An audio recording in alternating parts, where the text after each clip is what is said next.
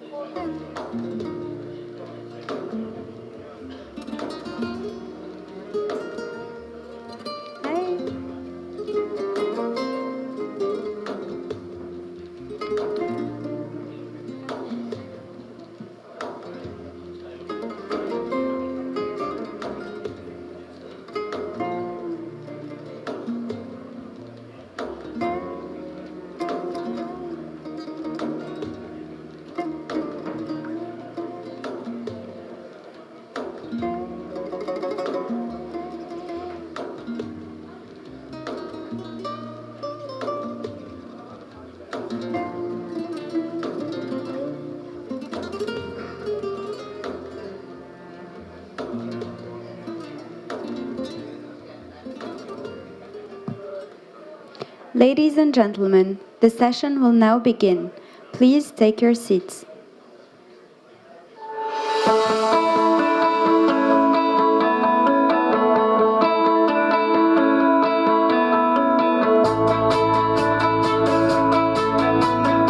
The rise of populism, the disaffection vis-à-vis political parties, the phenomenon of yellow vests, protests from Chile to Lebanon, and the persistence of a high rate of abstention in elections have been interpreted as symptoms of a democracy crisis.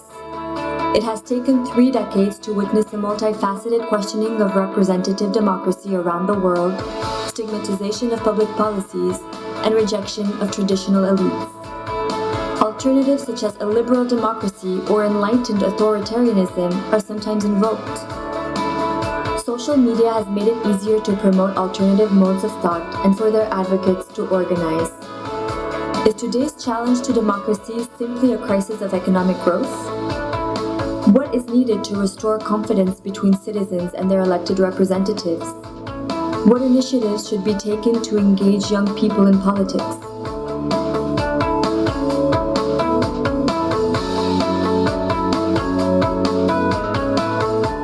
Ladies and gentlemen, please welcome to the stage our moderator for the Democracy in Crisis session, international correspondent at The Independent, Borzou Daragahi.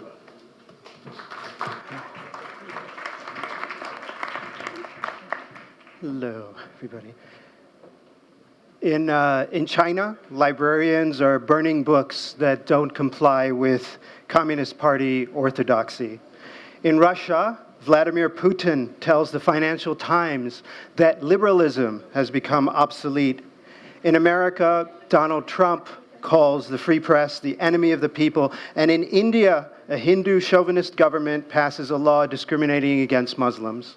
Across Europe and the West, once thriving democracies have been hollowed out, holding elections while an entrenched business elite remains in power. Maybe it's no wonder that turnout numbers in the elections are declining. Yesterday, despite the importance of the general election in the UK, 1 in 3 voters stayed home. From the left and the right, from the north and the south, democracy is in trouble. It's like we're in the Weimar Republic, but on a global scale. And yet, across the Arab world, Latin America, and elsewhere, people are out on the streets demanding more of a say in the outcome of their lives, clamoring for that very democracy. I'm Borzou Daragahi, correspondent for The Independent and a fellow at the Atlantic Council. It's Friday, the 13th of December, 2009, and we're going to spend the next hour or so with our distinguished panel discussing the fate of democracy, hopefully with you in the audience participating as well. As part of the Atlantic Dialogues, this is a conference held by the Policy Center for the New South. Our panelists are Laura Albornoz, the Chilean lawyer, academic, and politician who served as Minister of State for the National Service for Women under former President Michelle Bachelet.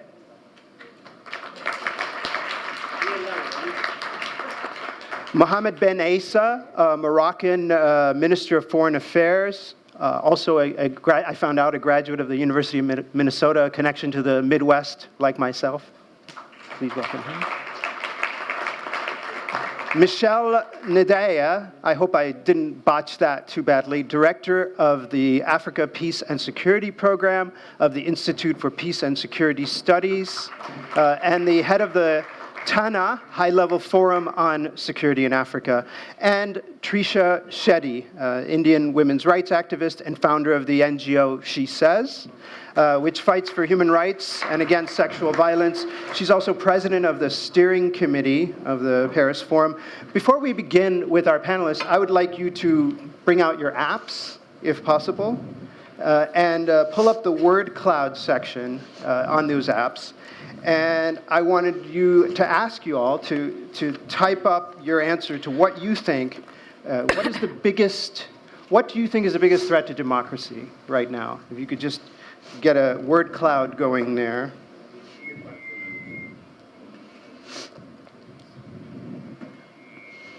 "60 seconds. You see the...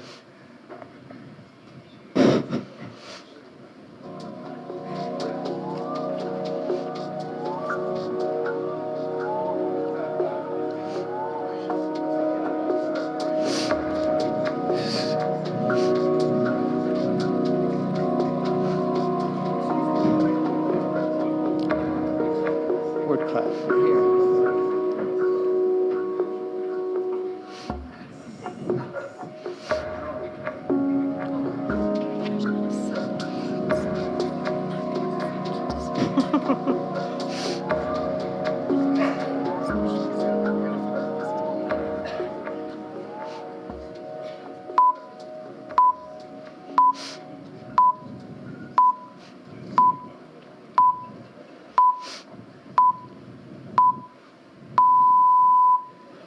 Great. You guys want to look back at the, you see from the screens over there, you can see the,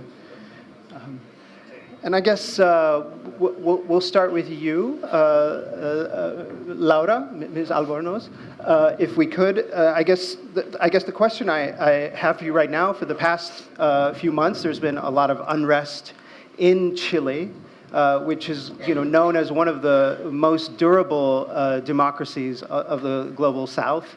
And I guess the question I would like to put to you is what's happening on the streets of Chile an example of people clamoring for democracy, or is it a crisis in the faith in democracy? I know that's sort of a tough, open-ended question, but I would love to hear you discuss that.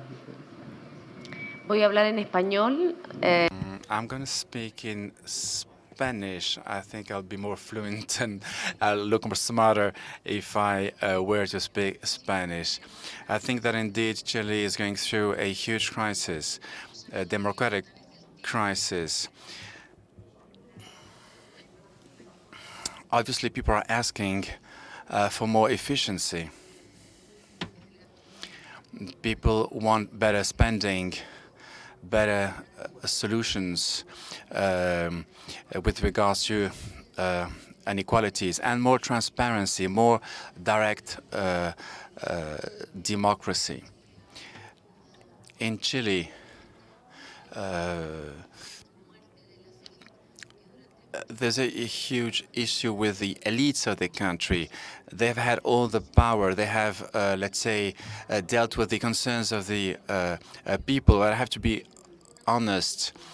There were lots of demonstrations, but mostly led by women.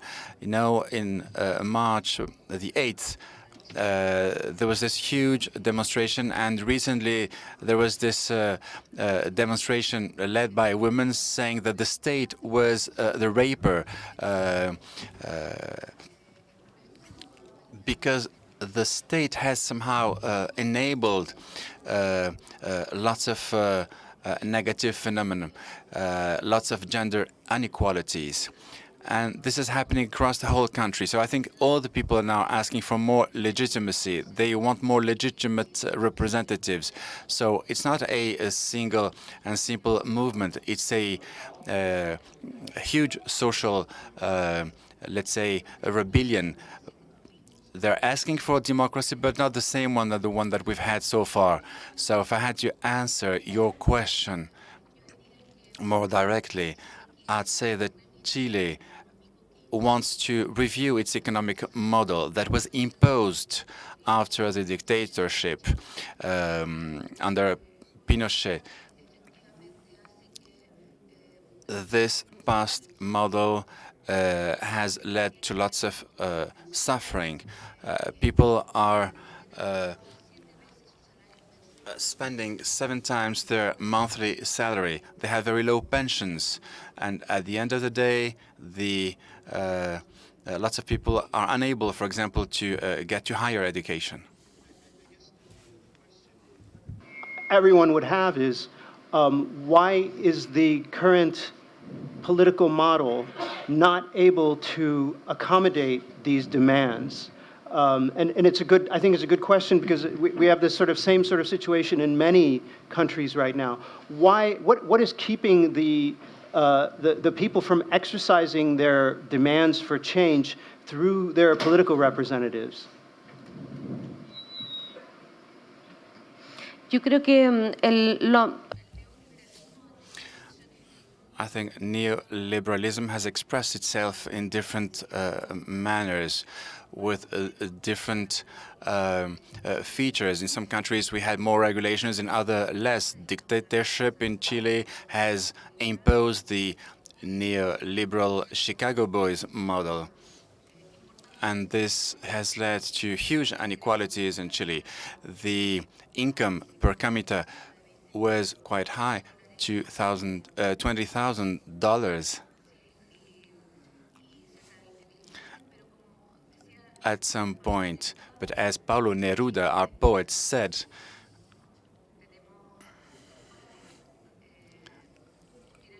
we have 2 pieces of bread. You have 2 I have none, but the average is 1.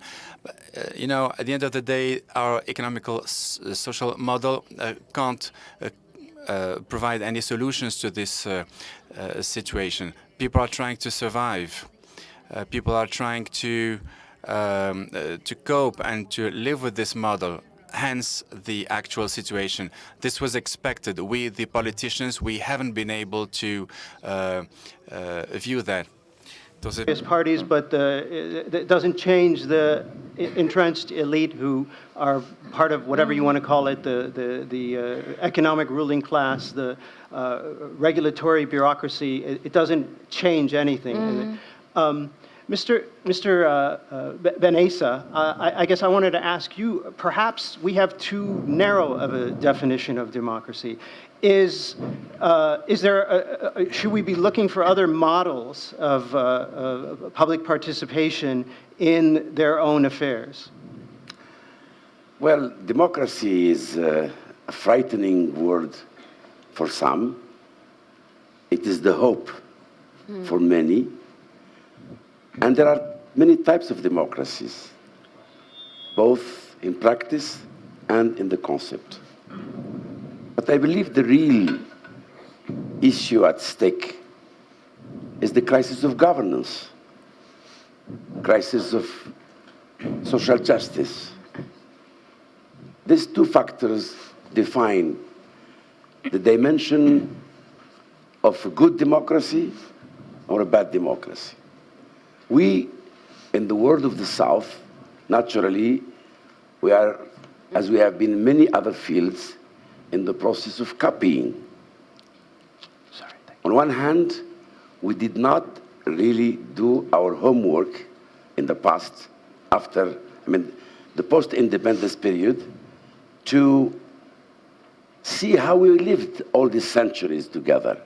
They were institutions, some tribal, some social, political, and we copied the model which we thought was the perfect representativity of the people. We began with local elections, and then we set up parliaments, etc. The fact is that today, in most countries of the South, I would say most, not all, there is a reaction. In fact, there is a request, a demand for revision, to review what we have and to compare it with what we want. And this is the reason of what you just said, all these uprisings that are happening. There is certainly a very concrete disrespect, decline of respect for the institutions. Precisely what you said, people vote and vote and vote, and sometimes they don't even see people who they have voted for. They never come back until 4 or 5 years later. This, and of course, any type of the so-called democracy is conditioned by the political trends. In our part of the South, we see the rise of a new political trend, which is the religious political forces, especially the Islamic politics, which also is giving to this democracy a different vision and different practice, not necessarily acceptable. So this is how I think one can define the word democracy as we live it. Naturally, the crisis is everywhere. The North, we see it happening in the European Union, we see it happening in the United States, in Latin America, in Africa, etc. But fundamentally, the elites, at least some of them, many of them indeed, are quite worried about what will be the destiny, not only of our political systems, but of our values, the cultural values. Because you can't govern without taking into consideration the cultural dimension of people, their values, their beliefs, their traditions, and their cultural behavior. And this is why, unfortunately, I would say many Western type of democracy is not working in many parts of the southern world. Thank you. Ms. Ndiaye, I guess I just wanted to ask you, it's of course absurd to ask about an entire continent, but given that your brief, your mandate is sort of the entire continent of Africa, are there any lessons that we can draw from the experience of African countries moving toward democracy? Is there anything that we can see in these young countries, young in terms of population, young in terms of age of their nations? Is there any hopeful signs that we can see or lessons that we can draw from in these countries' experiences? Well, I would like to go back to the result of the survey first, because I think it's an interesting result. When we have populism, I think that was the biggest character, the biggest word that came out. I think, and it symbolizes the end of democracy in a sense, or democracy in crisis. But democracy has been in crisis for a very long time. A couple of years ago, if you had asked this question, it would have been, of course, the liberal and neoliberal model that has created inequality everywhere. Horizontal, it used to be vertical, it is now horizontal. That's part of the crisis of democracy. But before I answer your question, I would like to come back to one thing that is very important, I think, before I gave the example of Africa and what's happening currently. I think for a very long time, we have actually put the principle forward and make them sacrosanct principles. It's about universal principles that have to be applied to different settings. And we realize that it didn't work. I think the speaker before me has said that very clearly, and the representative from Chile. But what is more important, I think, is that the liberal democracy, as we see it, has not worked in many contexts and in many settings. And Africa, of course, is part of the movement. What we see today is there's no country that can deliver from the principle side what I call the sacrosanct principle, which is freedom of expression, equality, free and fair election, etc., etc. You need to have the checks and balances to be able to actually monitor that, which doesn't happen in many countries in the global south today, and in many countries in Africa are actually struggling to actually embrace those sacrosanct principles. What does it tell us? It tells us that we have democracies. IS. We don't have one democracy. Particularly when you look at the settings on the continent today, you realize that what we have capitalism without democracy. We have elections without democracy. Is it what we call democracy? So people are now moving, and that's why we said it's really in crisis. The model is in crisis because in different settings, people pick and choose what could be the ingredient. And I like what President Obasanjo said yesterday about the world order. He said it's an omelette, and the ingredients will be picked by the South. We are picking, it's the same for democracy, we are picking some of the ingredients that we're putting in the omelette we call democracy, and that's happening in the South as well. Great. Ms. Shetty, Trisha, I guess one question that I have for you, and among the many, is just how to get young people in general engaged in politics, how to get them engaged in democratic ideas in a kind of productive and healthy way, so that they don't fall sway to extremists. And also, if you would like, just if you could tell us a little bit about the state of democracy in India right now and the health of the democratic ideal there. It is the world's largest democracy. even if it is somewhat flawed in the last couple years. What would you say is the biggest challenge to getting young people engaged in politics in a healthy way? You know, the very framing of the question, and I think I gave you a heads up, I somehow take offense to, because, I mean, not that you're being offensive, I just, in terms of the context of the question, right? So let's talk about data and facts. Young parliamentarians under 30 make up for 2.2% globally.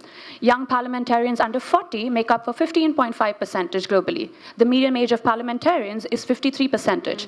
You'll talk about how do we engage young people, but y'all don't want to talk about the policies and the legislation in place that keeps us out of the door. So it's not we who need to be engaged, it's the old vanguards that need to step down and look at the legislative policy. You'll ask us to vote. I feel like when y'all say, how do we engage young people, y'all treat us as a vote bank. Or like, you know, lazy people who need to be incentivized to show up and vote. We're not just here going to be showing up to vote for you if you're not going to show up to make sure we can also hold positions of power and privilege and authority. So yesterday we were at a panel discussion which ended with the person facilitating the conversation was lovely, but he ended it with saying, you know, young people are entitled. Well, of course, all the young people in the room felt entitled to taking offense to that statement, obviously. But being, but flippancy aside, this is what I want to get to. We have fundamental barriers in place. We are entitled to what? Asking for equal representation beyond tokenism? We're entitled to what? Telling us that we need a seat at the table where we get to decide what policies will be framed. You're talking about, you know, mega trends that's going to show up, forced displacement, automation. Who is it going to affect more than anyone? Us. Yet who are the people in positions of power and privilege framing these policies? So, and again, you talk about politics, but to enter politics, even in the most democratic frameworks, you need money. So that's another question that needs to be addressed. So again, when you talk about how do we engage young people, I want to flip it back to how can you make sure your institutions are providing young people with the respect to their agency and their voices? Like even here, there's the Emerging Leaders Program, right? I often hear, I mean, it's an amazing program. I met the people, they're amazing. And she asked me, one of the girls asked me, are you already an emerged leader? For me, the question is, how many times do you hear of leadership programs that have, say, a demographic of over 35 with the word emerging? How many times do you have, young leaders of tomorrow? No.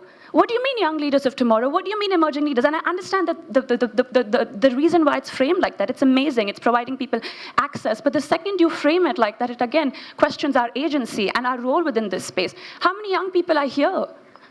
Let's do a quick audit.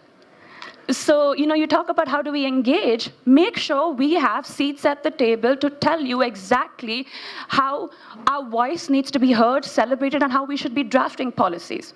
Now, coming back to the second question that you asked in terms of democracy in crisis, I really appreciated what you said in terms of it's a crisis of governance. It's a crisis of failed leadership, but also what is our role and complicity within this space? India, this time around 2019, we had the highest voter turnout, we had the highest female voter turnout, and yet we voted for this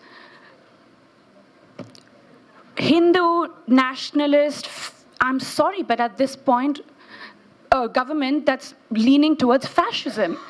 We just had a citizenship amendment bill. And the Citizenship Amendment Bill, for those who are not aware, basically says that they are going to provide citizenship to migrants from Pakistan, Afghanistan, and Bangladesh on basis of being prosecuted as religious minorities. Now, it's rich when you make sure that only non-Muslims will have access to the citizenship bill. Religion has never been a criteria to determine nationality in India. It goes against the very tenets of what we hold on to when we talk about democracy, right? And here again, when we talk about democracy, the tenet is secularism for us. It's not the French concept of secularism, which is the separation of church and state. In our country, and much like another lot of global south countries, and when I say global south, I want to be clear, I'm talking about from an economic perspective, not a geography perspective, because I think that distinction also needs to be made if we're serious about global south. for us, it's equal protection of all religions. That's what the word secularism is in terms of spirit. Equal protection specifically of minority religions. For the first time in our history, we have a terror accused who's now a member of parliament. She was, Pragya Thakur, she's a member of parliament.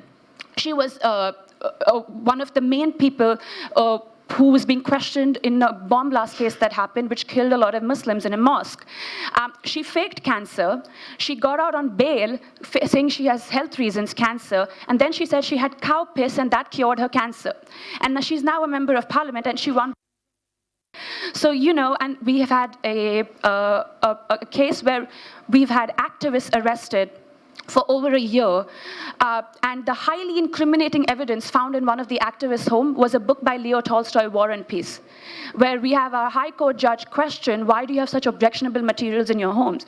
So when you talk about democracy, I think, our Supreme Court judge said it the best, dissent is the safety valve of democracy. And the truth is, from a global north perspective, resistance, revolution is woke. In our countries, we are called anti-national. If you fight for secularism, we are called secular. If you fight for liberal values, we are called libtards. If you fight for freedom of press, you're called a prostitute. And I think what we have to think about is what is our role in the complicity machine, where we're treating Muslims as second-class citizens when it's not we as Hindus, we do not have a birthright to India. That's not the tenet of our democracy. And here again, you're seeing this most so, I think, India, America. It's this crisis of victimization of the majority, where the majority feels like their rights and their religious freedom is under threat. And that's something we really need to unpack and figure out how do we address this as a whole. Yeah, I take your... I appreciate your note about the not patronizing young people and so on. I guess in my head I'm 50, but I still think of myself as 29. So and just yesterday, it should be noted, after months and months in the streets protesting and demanding change, Algerians were forced to accept yet another septuagenarian leader, despite the fact that the country is increasingly young, full of sort of different and new kind of energy. It just goes to show why people have less and less faith in these sorts of established democratic processes. One thing I wanted to ask you, Ms. Ndiaye, do you agree with Vladimir Putin when he says that liberalism is obsolete, that these Enlightenment values that we in the West have held so dear for so long, the veneer, we think, that keeps us away from the might of the power of might makes right. Is liberalism obsolete? Should we be looking at different models? Well, I believe he's right. I believe that, as I said earlier, we have looked at the models that we had as what should be applied to everyone. And the fact that there is a pushback from different societies symbolizes what the crisis is all about. And the fact that people are picking and choosing means that the model is not the right model. Now, the difficulty and the question we should ask to everyone is how do we reinvent that model? And I think from the South and from Africa particularly, this is a great opportunity because we have been advocating for a very long time that this model is not the right one and has created a lot of horizontal inequality in our societies, and we need to reinvent our own models. And that's why I used the metaphor of the omelette earlier. But I think it's also important to look at the citizenry, the new social contract. What is it? It's about delivery. It's about being pragmatic, it's about pragmatism.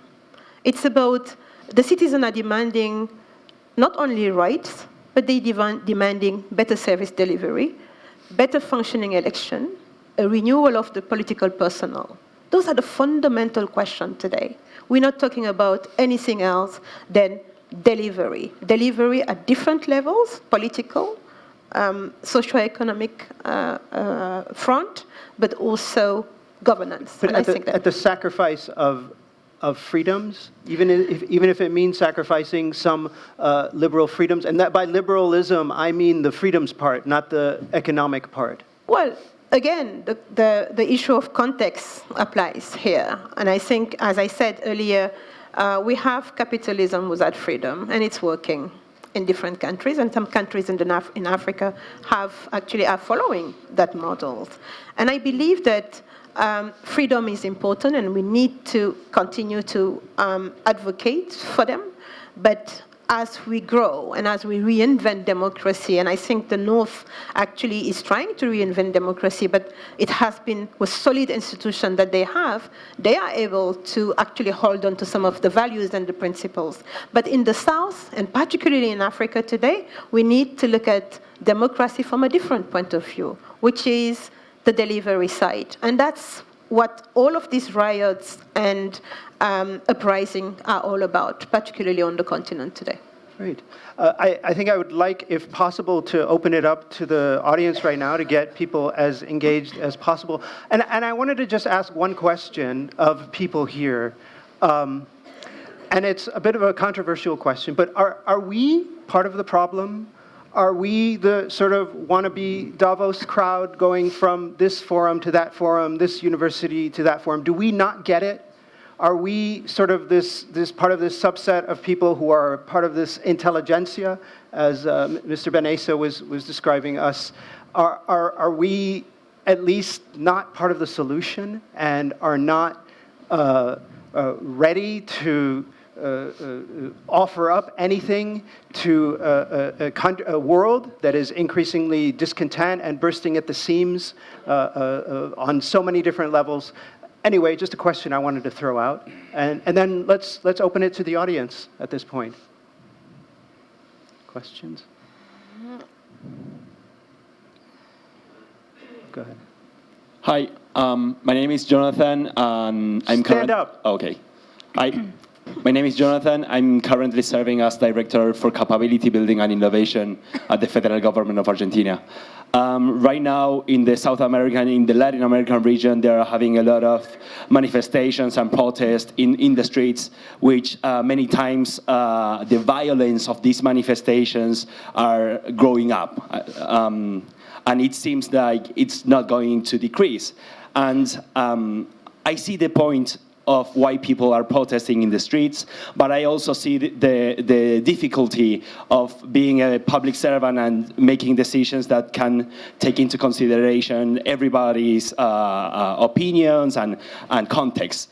And what I ask to myself and what I want to ask to you is really violence the only way that government can listen to the citizens? Because it seems that if you are not on the streets building, making fire to buildings on the streets, the government won't listen to you. So are we really waiting until the point that people go outside the streets and burn up everything so the government can listen? Is there any other way so we can protect and ensure democracy? Thank you. I guess this would go to the two people in government, Ms. Albornoz and Mr. Benaïssa. Bueno, yo no. Well, I myself don't think that to answer that question, one should look at two opposite poles. We have the order of the public order, or the loss of the public order, basically, versus answering the public requests. In Chile, the right wing specifically has shielded itself in keeping the public order as a reason or argument to bring ahead a process that Chile has a debt with. If the Chilean economy was a poet, it would be a poet with little words, with few words to explain how to extract copper or manage a supermarket. In developed countries, the poet has more words. They may speak about innovation, the one you were mentioning. They may speak about how to create or manufacture airplanes or discover new pharmaceutical drugs. but we haven't been able to build a poem that really reflects the needs of our citizens. And if for that to happen, we need protests to take out the streets and demand from the political elites more attitude and more action, because it's not just a claim towards the private sector, it's also a claim towards the state and how they often mismanage resources voluntarily. They have bought certain actions, they have allowed the private sector to benefit financially from resources that belong to everyone. So this is a lot deeper than just yet another protest. This has to do with the structure, with how we structured our democracy in Latin America. We're talking about the continent with the biggest inequalities in the world, whereas the autocracy punishment happens daily. We don't need military coups or revolutions. The autocrats are self-installed. We have had the case of Chavez, and there we've had many rulers who got to power through legal and legitimate ways of democracy. So democracy is actually having the right remedies to avoid that from happening. We have the tools to measure the origin of resources and the richness of the country, and we have a registry of the richest people, where they come from, who they are, and how they actually switch richness from one place to another. They take them out of one country and keep them in tax havens. That is what citizens do not like right now, and the political elite has not been able to translate that in time. So we still have an opportunity, and democracy can be extenuating. But it demands from political leaders not just to have that openness and to include more younger people and more women. I'd love to see more women leading. After all discrimination we've suffered throughout thousands of years, making sure that we know how to face this inequality that is oppressing, harassing, and that translates into these protests with this strong retaliation by the public forces. Going into the streets, blocking traffic, is that the only way to get the attention of the elites? Let me first say that demonstrations, protests, sometimes is a nice show to confirm that we are Democrats in many places. It only disturbs when it becomes violent. That's the dimension of the negative dimension of the street uprising. Now we have seen it happen in the Arab world, many parts of the Arab world. Frankly, the results were not as positive as people expected. They called it spring, the Arab Spring, which was not spring at all. It was not totally Arab, it was certain parts of the Arab world. And some responses were given, but the results were very negative, as we can see. It's still going on. I believe that violence comes basically, fundamentally, as I said earlier, of a basic concept and practice of the so-called democracy, social justice. People feel that they are being exploited for those whom they have voted for. The rich is getting richer, the poor is getting poorer, and no dignity, no respect for human beings, no justice. This is what pushes people to be violent. The injustice, your very basic right is denied. Secondly, I believe that a big issue which is not really basically tackled is the conditions of the society. I often say that democracy needs Democrats, needs people who have the basic conditions of behaving, of cohabitating together under the rule of law. In a society which is poor, which is ignorant, I don't think you can have it. I'm sorry. Even they always give India as a good example, country which is poor and the biggest democracy in the world. Well, I leave that to you. But the street today is also the interpretation of another demonstration of another big problem, the weakness of institutions. People do not believe anymore in institutions, in parliament, in this and that and that. And they go to the street. And this comes from one side, because of ignorance. People are not really, because people feel that, and I say the word, which has not been said so far, corruption. Corruption is the enemy of any cohabitation, of any people of any kind. Right. We had an intervention. You wanted to speak? Please, go ahead. Yeah, I just wanted to... Please stand up at least. Okay, yeah. Again, sorry. My name is Marcus Freitas from Brazil, but I was just wondering two things, right? One, democracies do not perform. We do see that democracies are not performing. Is that because of the quality of the people that we elect? How can we improve the quality of those who are on the ballot box? Because we're basing all decisions on charisma, on some political parties, some decision makers, but not really on the competence to deliver. So how can we make democracies effectively bring candidates that are going to deliver? And my second question is that you cannot be everything to everyone. Now, how do we make governments effective? But how do I measure the effectiveness of a government? Well, it's by delivering an improvement in the economic well-being of its citizens.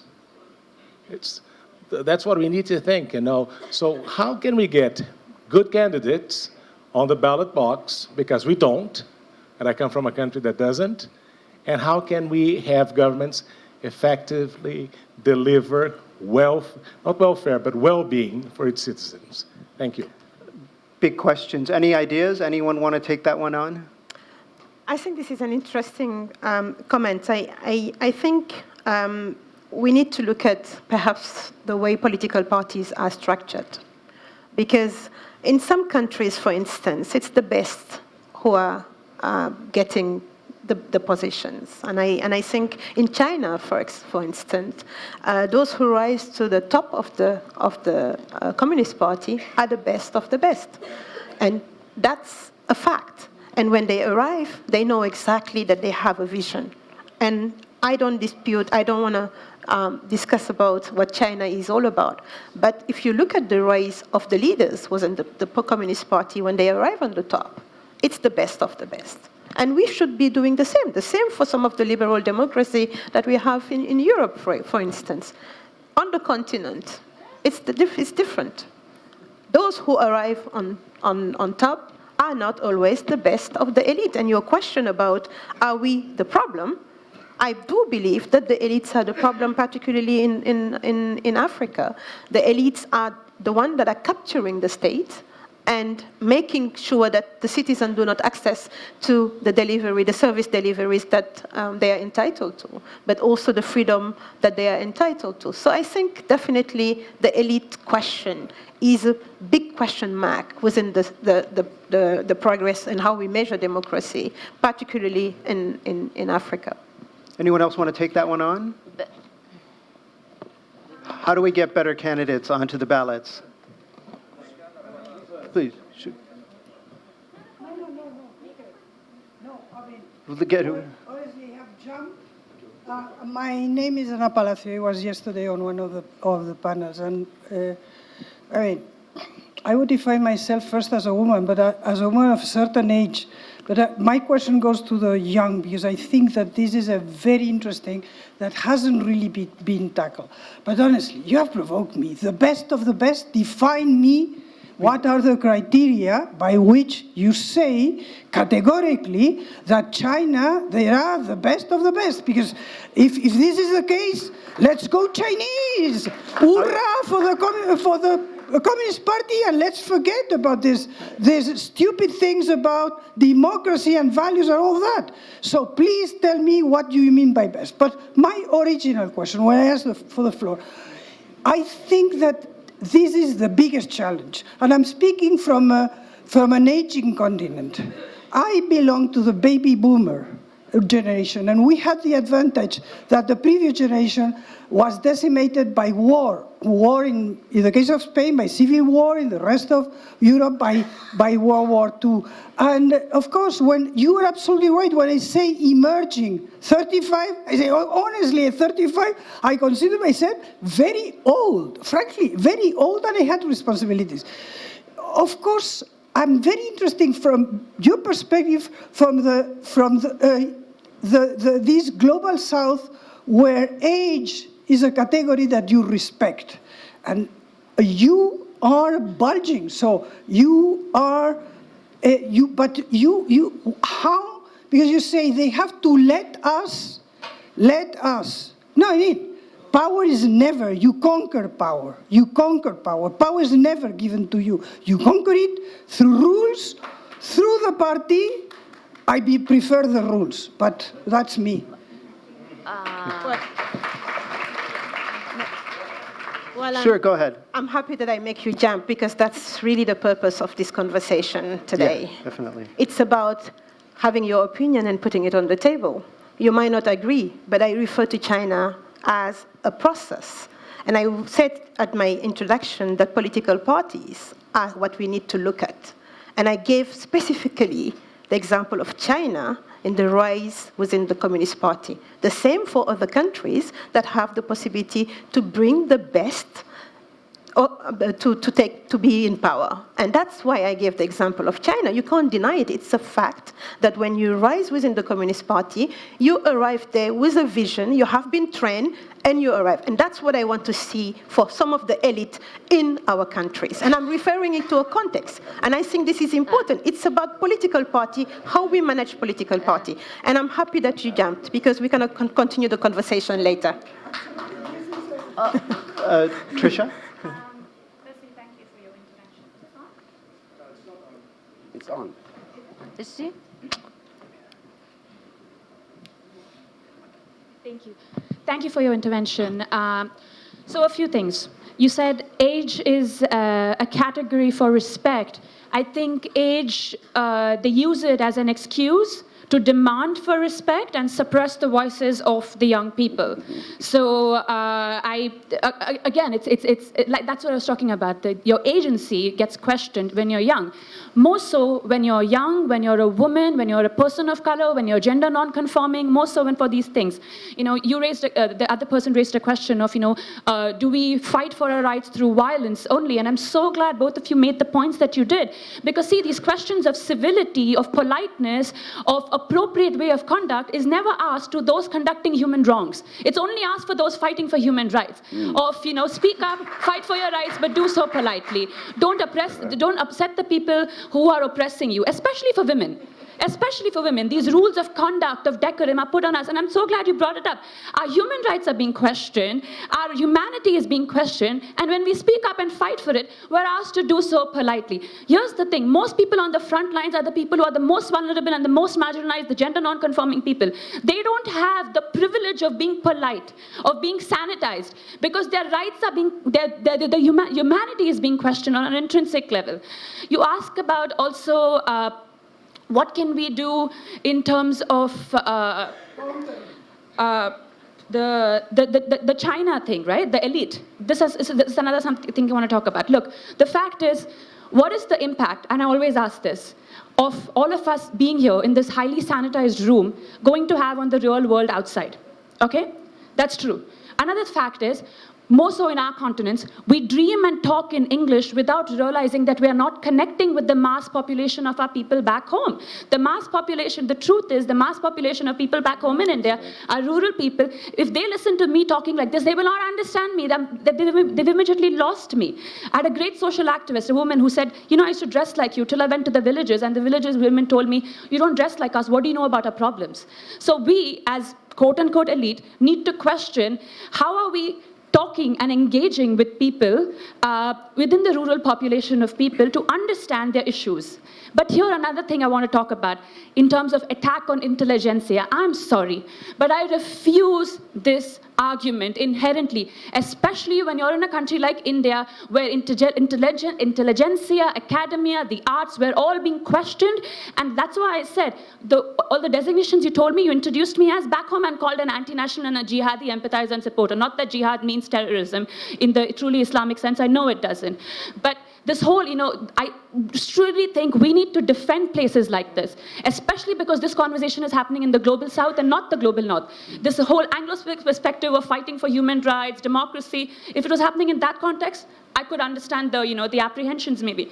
But I think we really need to understand and defend places like this, because I will tell you, try having this conversation back home in India and see how many of us would be arrested, how many of us would have protests happening right outside. Again, that's what I'm talking about, dissent. You have a space here where, forgive me, of course, call me intelligentsia, but my voice is being questioned back home because I have the audacity to question atrocities against our Muslim brethren, our sisters, Muslim community. So it is an attack on intelligentsia, which is what Trump has done, which is what Putin has done, which is what the Chinese people have done. I'm sorry, the best in what? Sure, they're the best. My guy, my prime minister is the best. He's called a statesman. Yes, if your delivery and your promise of message is to establish majoritarianism, of course you're the best. You're great at it. But again, then we're talking about what is our role. That's why I said, what is our role in the complicity of all of this? And I really beget all of you to defend academia, to defend intelligentsia and all of those tenets that we are so quick to dismiss, because this is what the authoritarian regimes, this is the rhetoric they want to set up. Every time we speak up, we're distanced as other, we're called foreign nationals, foreign invested agenda, and all of that nonsense. So you're here, thank you for showing up here, thank you for voicing the concerns that you've voiced here, and defend these circles, because we are anyways being attacked enough back home for coming here and talking about these issues anyways. They tell us, don't wash your dirty laundry outside, speak about it back home in India. Trisha, thank you. And then I'll get to this side. My name is Obi Ezekwesili. First, I'm enamored of young women like this. And the reason is simple. The idea that polite women are the right kind of women is what they are contesting. Because the politeness didn't get a lot of the listening that was necessary. So she's saying to you, I don't care whether you think I'm polite or not polite. I just want to get this point across.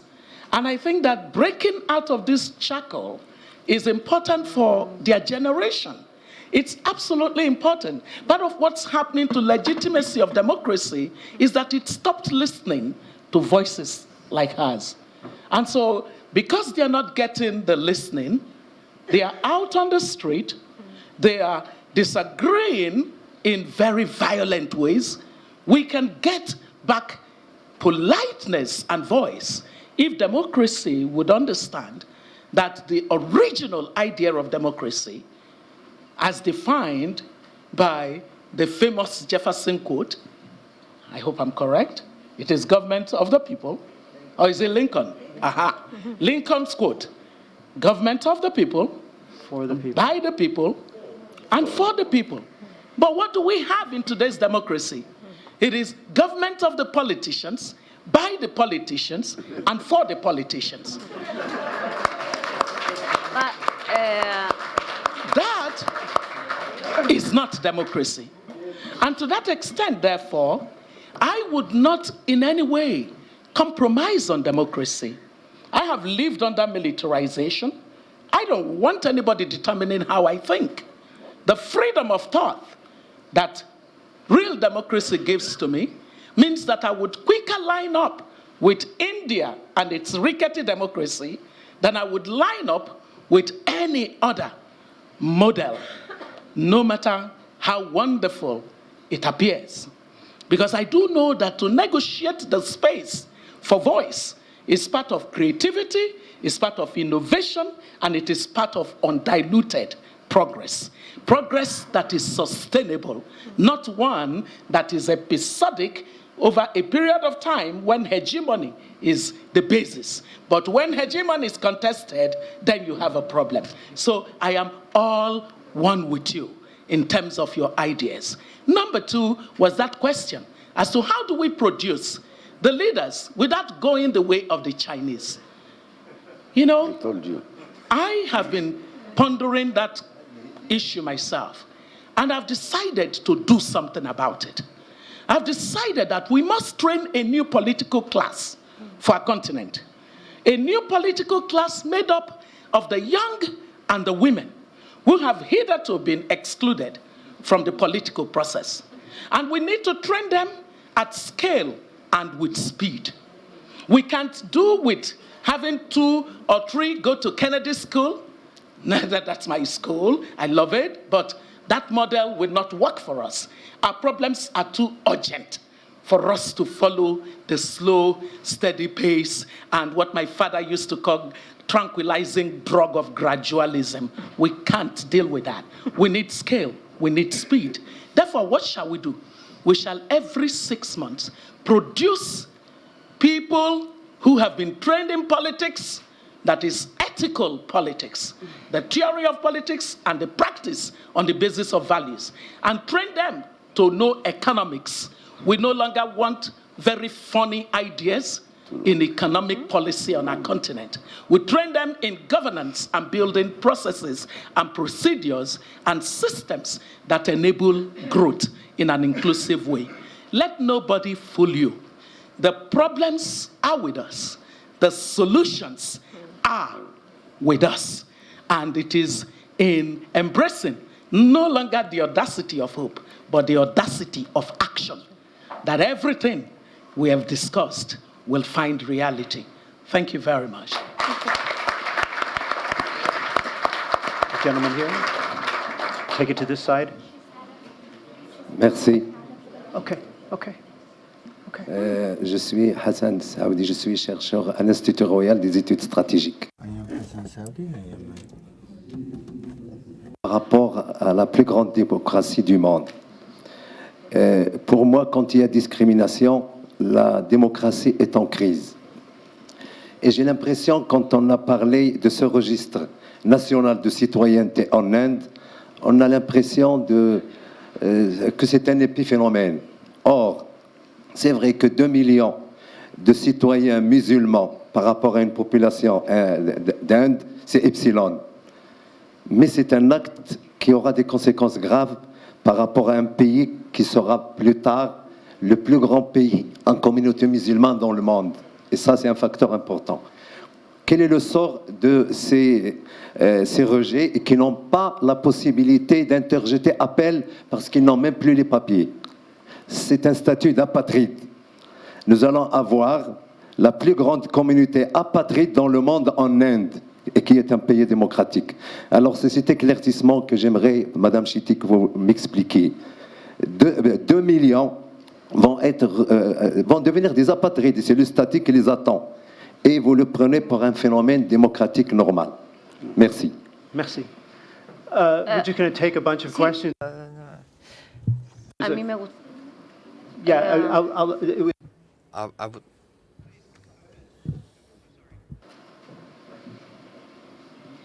So my name is Canan. I'm from the German Konrad Adenauer Foundation. First of all, I wanted to say what is obsolete is not liberalism, but obviously the question mark behind the title of the panel, whether democracy in crisis or not. I think we got delivered by the panel that democracy indeed is in a crisis. Now my question relates to the colleague from Morocco who just asked his question.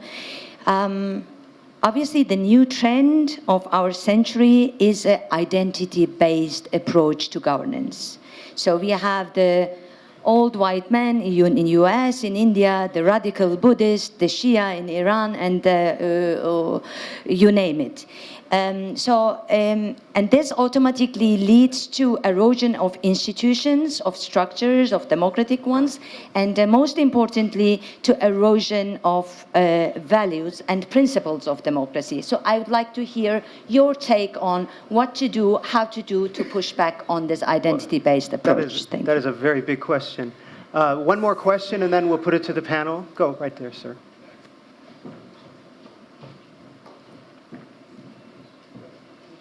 My name is Alex Radiev. I come from far-flung Sydney, Australia. The democracy we have is an interesting one because it's very broad-based. We have elected local officials, elected state officials, and elected federal officials because we are a federation. The interesting thing is when you look at these other crucibles of democracy such as England and the United States. I'll throw this out. Are they not marginalising their own constituency, and are they not disenfranchising a vast majority of their own population? I give this as an example. In the United States, the presidential election is held on a Tuesday. The vast majority of the population work on Tuesday because they have to, because they're too poor to do anything else. Guess what? It's also optional. Therefore, you can't go to your boss and say, I want today off because I want to vote. Because he will say, good, you go and vote and you find another job. In the United Kingdom, the same is the situation. They vote on a Thursday. The same situation applies. It's optional. You don't have to vote, therefore you don't have to go to work. Or do you? Question for you. Matter entirely for you as the man who's looking after 4 kids or the woman who's a single mother looking after 3. In Australia, and this is not a perfect democracy, but it's something worth thinking about, it's broad-based, it tears down because we have proportional representation. You vote for one party, you vote for a second party, you vote for a third party as an option. Everybody gets some say in the result. It's not perfect, far from it, but it's certainly better than first past the post and the other so-called democracies that this world is presenting to us. Question, should we not look at the way we present our democracies to the young in particular in order to encourage them to get involved in politics with the faint hope that they may actually get there, and it may actually present a system that's approachable and attractive to them? Matter for you. Thank you. So we had 3 questions here, one on India and the sort of future of the democracy of India, another on... yeah. He misunderstood you. One about another question about how to fight, if necessary, to fight identity politics, and another question about changing the mechanics of elections to make them more kind of appealing to voters and encourage turnout. So any of you want to take any of those questions, feel free. Sí, la verdad es que yo no me voy a pronunciar. I won't talk or mention China, but in Chile, the parliament, the idea of thinking that we have the best representatives of the people in the parliament, that's a great mistake. We've got to make sure that democracies can improve their systems. There are different types of democracies around there. You have people who have been there in power for more than 27 years, MPs who had a mandate of 27 days. Some people have been condemned for gender violence, and they're still there. Someone said at some point that democracies do not allow discrimination, but there is clear discrimination against women for years and centuries. Historically, that is the case, and apparently it's not a concern. Nobody really feels concerned. with this. And once again, lots of intellectuals are telling us again and again that we must believe in meritocracy. But this is what we stand for. For years, we are skilled. We have degrees, diplomas. We have lots of PhD and doctorate diplomas, and 51%, we are the majority of the population. So I think democracy must evolve, must improve itself. It's not only about elections, it's also about state funding. We have to avoid the private sector to corrupt the MEPs. We need more direct democracy measures and make sure that we provide concrete solutions to our people. This is something that we have to deal with very seriously. On the other hand, we have to listen to the requests of the people and look at what is owed to our people. Maybe we belong to an elite. Of course, we all have a past, a history, but we're all here gathered.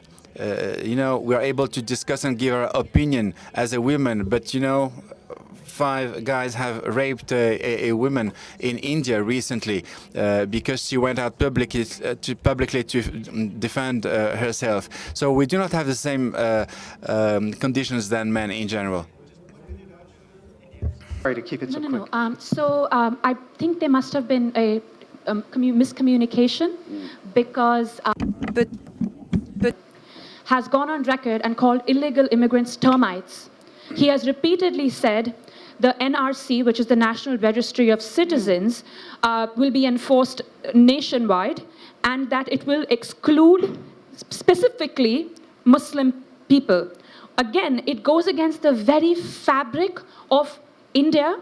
And if we as Indians want to say that we are patriots, as opposed to, because nationalism is a betrayal of patriotism to me. If we as Indians want to say we're patriots, then we must recognize that we have to defend the rights of our Muslim community and not treat them as second-class citizens, which is what our government is complicit in doing. Let's end it completely. Right there. Also, just really quick, when we talk about this, we have to recognize the climate crisis and that forced displacement, the borders and all of that we're talking about, is going to make us confront these very real issues of immigration. And again, here, China and Myanmar, what they have done, I mean, again, like we have to question efficiency in terms of governance, but China and Myanmar, huge population of oppressed Muslims. Again, we're not giving them refuge under our Citizenship Amendment Bill. We've conveniently excluded them. That goes to show you the testament of our current government and the Islamophobia that they're so keen to embrace, and it's a disgrace. Mr. Benaïssa.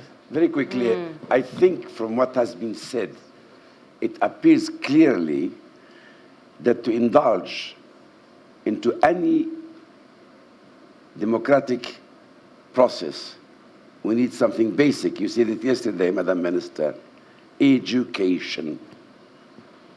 If we are serious about democracy, if we are serious about conserving the fundamentals of living together, of respect, of accepting difference, it should be taught from the very beginning. A child should grow up to respect the other. You said something very important. I used to say it when I was Minister of Culture to our left-wing movement of that time. I'm talking about 30 years ago. Freedom is the fertilizer of everything we do, everything we think of. Without freedom, we cannot, frankly, progress in any field. For women, for youth. And let me also warn, we have been using a lot 2 words, women and youth. I'm afraid, frankly, this will become a fashionable way of getting around major issues, the real issues. That doesn't work. There you go. To get around Check. the real issues, because it is a mask sometimes, some slogans, some some repeated use of things makes them invalid. In French, they call it la banalité. Let us not fall into that trap. And democracy is also another banality. By the way, I finish. Dictatorships also are in crisis, not only democracies. That's why I started by saying what is at stake is the type of governance. Governance is in crisis today. And there is a very drastic shift in leadership in the world, in all the world. Thank you. Ms. Ndiaye, the last word on. Well, I'm asking the question, what is the biggest democracy? Because to my knowledge, those biggest democracies still have downfalls. And as I said, there is no country today that can provide all the different ingredients that makes up democracy. And for me, that's the biggest question. And I think the future today of democracy is how do we manage the tension between the principles and the ideals, but also the reality on the ground, which is what the citizens are demanding about the citizenry. And it's also about the tension about the state of governance, as Mr. Minister said. Because at the end of the day, those tensions actually are the most difficult to reconcile, and we will continue to have those tensions. So the biggest democracy, as we said, will be those who will manage equally those different ingredients, as I said. And one particular one is perhaps to pay attention not to electoralize democracy and thinking that organizing election will solve all the problem. And oftentimes in Africa, in a time of crisis, for instance, when countries are emerging from conflict, the first thing that people think about is let's organize the election. And sometimes it's not the right solution. So we need also to pay attention to those different tensions, the ideals, the principles, but the reality on the ground. And that reality is about what citizens are asking today. It's about delivery. So let's be pragmatic about the way we define democracy today in different settings. Thank you so much to our distinguished panel. Thank you so much for being such a great audience and participating in this discussion with your questions and interventions. It's been a pleasure. Thank you.